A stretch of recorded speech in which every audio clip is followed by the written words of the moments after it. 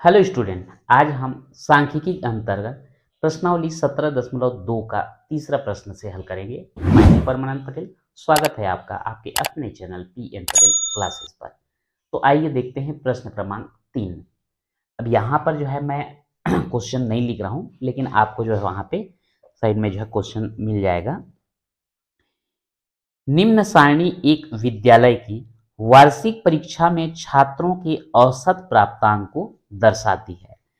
आंकड़ों को दंड आरेख द्वारा प्रदर्शित कीजिए। जैसे कि आप देख पा रहे होंगे, विषय दिया है अंग्रेजी और उसका प्रतिशत है 55, गणित 60%, विज्ञान 65%, सामाजिक विज्ञान 90% और हिंदी में है 70%।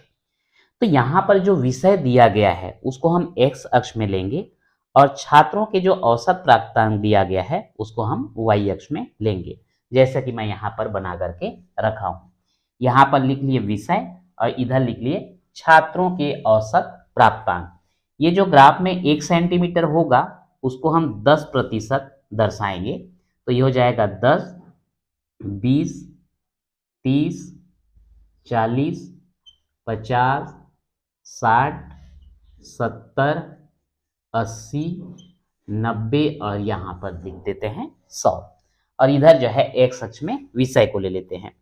जैसे कि अंग्रेजी जो है 55%, तो 55% बोलने से 50 और 60 के बीच वाला आएगा यहाँ पे लगभग। तो ये पहला वाला जो है अगर हम ले यहाँ पर, तो इसको हम ले जाएंगे यहाँ 55 तक। ये हो गया आपके अंग्रेजी विषय के लिए। आप ऐसा लिखेंगे तो भी बनेगा, लेकिन मैं लिखने में असुविधा होगा करके मैं डायरेक्ट सीधा सीधा लिख रहा हूँ। ये जो है अंग्रेजी विषय के लिए हुआ। गणित का है 60, तो ये 60 बोलने से थोड़ा सा ऊपर चला जाएगा।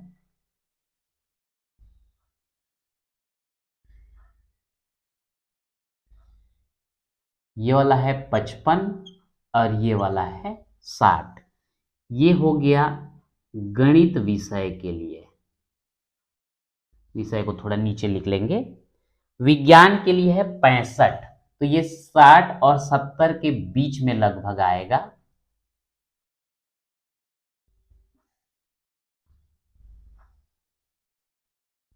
और ये हो गया विज्ञान के लिए। ठीक वैसे ही सामाजिक विज्ञान का है 90, ये 65 लिख देता हूं। सामाजिक विज्ञान का 90, तो यहां से जो है आपको ले जाना पड़ेगा 90 बोलने से लगभग इतना। ठीक है, ये हो जाता है आपका 90। किसके लिए है? सामाजिक विज्ञान। शॉर्टकट में लिख रहा हूं सा वी करके। हिंदी का है 70, हिंदी का 70 बोलने से ये आ जाएगा लगभग इतना।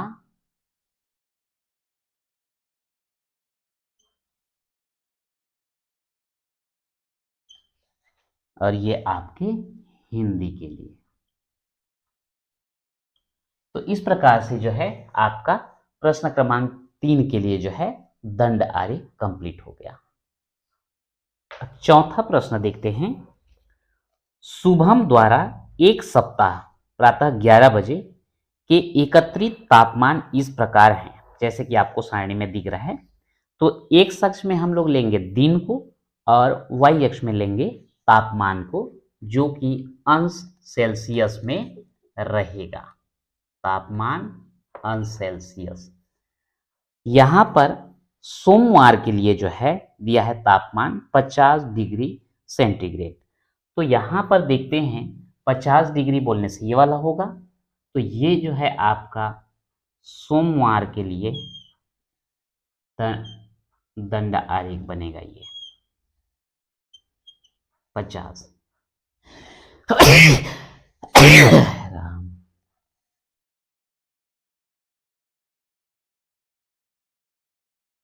ये हो गया सोमवार के लिए। मंगलवार के लिए है 45, तो 40 और 50 के बीच में आएगा 45। तो यहां पर इसको कर देते हैं। ये हो गया मंगलवार। ठीक, यहां लिख देते हैं 45। बुधवार के लिए कितना है? 40। तो 40 बोलने से ये आ जाएगा लगभग, ये हो जाता है आपका बुधवार 40। गुरुवार के दिए है 45। ये वाला जो लेबल है ये है आपका गुरुवार का। आप इसको ग्राफ में खींचेंगे बिल्कुल सीधा सीधा बनेगा, मैं हाथ से बना रहा हूं तो थोड़ा सा टेढ़ा मेढ़ा हो रहा है। गुरुवार के बाद शुक्रवार का है 35, तो ये 30 और 40 के बीच में आएगा। 35 बोलने से ये आ जाएगा आपका 35, और ये है गुरुवार के बाद हो जाता है शुक्रवार। उसके बाद है शनिवार के लिए 40, तो ये है 40 का लेवल, 35 से थोड़ा ऊपर रहेगा, ये हो जाता है 40, और ये है शनिवार। और लास्ट रविवार जो है 48, तो 50 से थोड़ा सा ही कम रहेगा। तो यहाँ पर 50 वाले लेवल को लेके चलते हैं, थोड़ा सा उसे कम कर दूंगा मैं, लगभग इतना। और ये हो जाता है आपका रविवार के लिए। तो इस प्रकार से एक्स अक्ष में हम दिन को लिए, वाई अक्ष में तापमान को लिए, और एक दंड आरेख जो है प्राप्त किए। अब पांचवा प्रश्न देखते हैं, जिसका दंड आरेख यहाँ पर जो है मैं बना दिया हूँ। एक्स अक्ष में लिया गया है समाचार पत्र, वाई अक्ष में लिया गया है समाचार पत्रों की संख्या 1000 में, और ये जो दंड आरेख का मान कहाँ कहाँ तक जाएगा उसके ऊपर में मैं लिख भी दिया हूँ। प्रश्न देखते हैं। एक शहर में 6 भाषाओं में छपे दैनिक समाचार पत्रों की बिक्री की संख्या को निरूपित किया गया है। आंकड़े निकटतम 1000 में हैं। आरेख का अध्ययन कीजिए और निम्नलिखित प्रश्नों के उत्तर दीजिए। सबसे पहले लिखा है हिंदी, बंगला, उर्दू, मराठी, पंजाबी और अंग्रेजी पढ़े जाने वाले प्रत्येक प्रकार के समाचार पत्रों की संख्या बताइए। तो ये जो आंसर है, इस आंसर को मैं लिख नहीं रहा हूं, आपको बता दे रहा हूं, आप लिख लेंगे।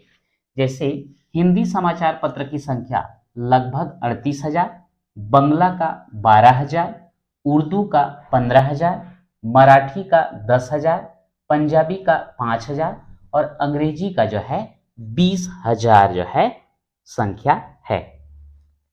इसी में जो सेकेंड क्वेश्चन दिया गया है, इसमें पूछा गया है पंजाबी की तुलना में मराठी में कितने अधिक समाचार पत्र पढ़े जाते हैं। तो यहां पर पंजाबी और मराठी की तुलना करना है, तो पंजाबी 5,000 और मराठी है 10,000, यानी कि पंजाबी की तुलना में मराठी में कितने अधिक समाचार पत्र पढ़े जाते हैं बोल रहे हैं। तो पंजाबी 5,000 है, मराठी 10,000 है, तो पंजाबी की तुलना में मराठी समाचार पत्र कितना ज्यादा पढ़े जाते हैं? 5,000। तो यहाँ पर जो है मैं शॉर्टकट में लिख रहा हूँ 5,000 अधिक समाचार पत्र पढ़े जाते हैं। वह भाषा बताइए जिसमें पढ़े जाने वाले समाचार पत्रों की संख्या न्यूनतम है। अब यहाँ पर दंड आरेख का साइज देख रहे हैं, उसका हाइट के आधार पे हम अंदाजा लगा सकते हैं। सबसे कम हाइट किसका है? पंजाबी का है, और संख्या भी स्पष्ट दिख रहा है कितना? 5,000।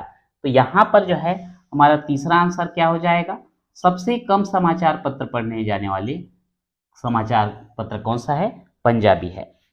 विभिन्न भाषाओं में पढ़े जाने वाले समाचार पत्रों की संख्याओं को बढ़ते क्रम में लिखिए। अब यहां पर जो है बढ़ते क्रम में हमको लिखना है। सबसे पहला कम कौन सा आएगा? पंजाबी। पंजाबी के बाद उसके बाद ज्यादा कौन सा है? मराठी। मराठी के बाद कौन सा है? बंगला।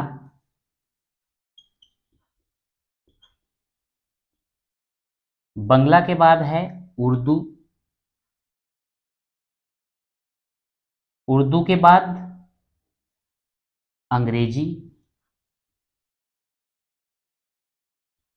और अंग्रेजी के बाद है सबसे अधिक हिंदी। तो इस प्रकार से जो है ये दंड आरेख देख करके हम सभी प्रश्नों का जवाब आसानी से दे सकते हैं। तो इस प्रकार आज हमने प्रश्नावली 17.2 में 3 क्वेश्चन कवर किया, तीसरा, चौथा और पांचवा। इसके साथ ही प्रश्नावली 17.2 कंप्लीट होता है। तो आज के वीडियो में इतना ही, मिलते हैं नेक्स्ट वीडियो में।